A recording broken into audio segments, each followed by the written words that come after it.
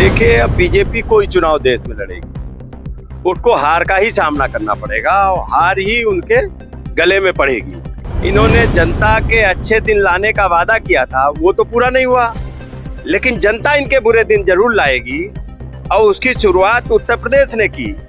और इसी तरीके से जनता का कोई वादा इन्होंने पूरा नहीं किया। न 2 करोड़ नौकरियां प्रत्येक बरस दी, न महंगाई कंट्रोल की, न किसान की आय दुगनी की। बेरोजगारी चरम सीमा पे है, परीक्षाएं करा नहीं पा रहे, आउटसोर्सिंग कर रहे हैं, आरक्षण खत्म कर रहे हैं। बाबा साहब का संविधान खतरे में, आरक्षण खतरे में। अब इसका जाना तय है, चाहे वो हरियाणा में चुनाव हो और चाहे हो बंगाल में। अब पूरा पश्चिम उत्तर दक्षिण चारों कोनों से बीजेपी का सफाया होना तय है।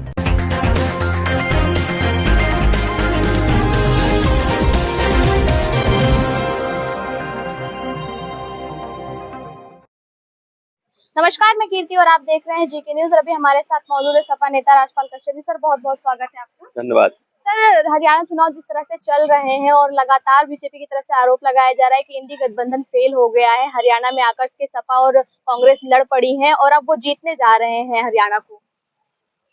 देखिए, अब बीजेपी कोई चुनाव देश में लड़ेगी, उसको हार का ही सामना करना पड़ेगा और हार ही उनके गले में पड़ेगी, क्योंकि इन्होंने जनता के अच्छे दिन लाने का वादा किया था, वो तो पूरा नहीं हुआ, लेकिन जनता इनके बुरे दिन जरूर लाएगी और उसकी शुरुआत उत्तर प्रदेश ने की। सबसे पहले 22 में घटाया माननीय अखिलेश यादव जी ने इनको, और 24 में बीजेपी को हरा के भेज दिया। पूर्ण बहुमत की सरकार बनने से, देश की गद्दी पे पहुंचने से, पूर्ण बहुमत में पहुंचने से मोदी जी को रोकने का काम किया। और इसी तरीके से जनता का कोई वादा इन्होंने पूरा नहीं किया। न 2 करोड़ नौकरियां प्रत्येक बरस दी, न महंगाई कंट्रोल की, न किसान की आय दुगनी की।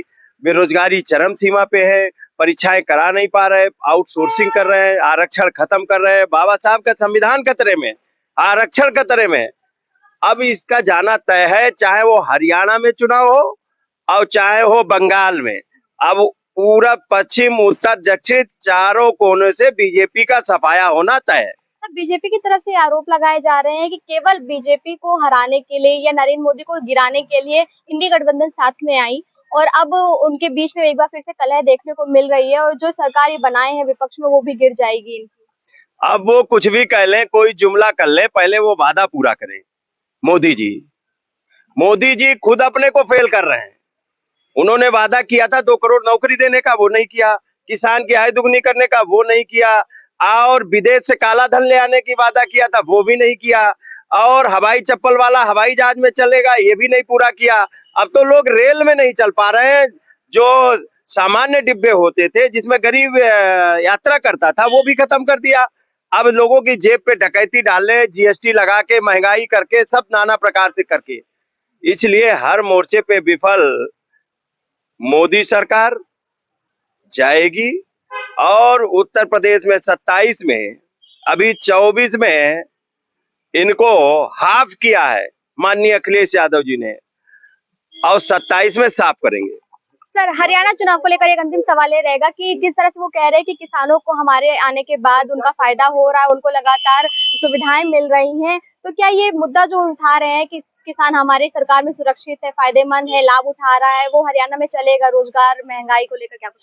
किसान इनके जमाने में कतई सुरक्षित नहीं, न उसकी फसल सुरक्षित है।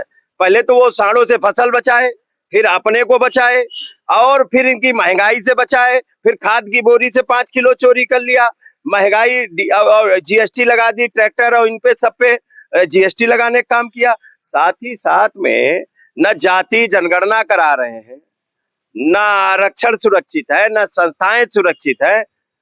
अब तो जीव जंतु और पशु पक्षी और वनस्पति भी सुरक्षित इनके जमाने में नहीं है। अब इनका जाना तय है। तो जैसा कि आपने देखा, हमारे साथ मौजूद है अभी सपा नेता और इनका ये कहना है कि 24 में बीजेपी को जनता ने और अखिलेश यादव ने हाफ किया है और 27 में साफ करेंगे और इस बार उनका कुछ नहीं होने वाला। कैमरा पर्सन के साथ में कीर्ति, जीके न्यूज।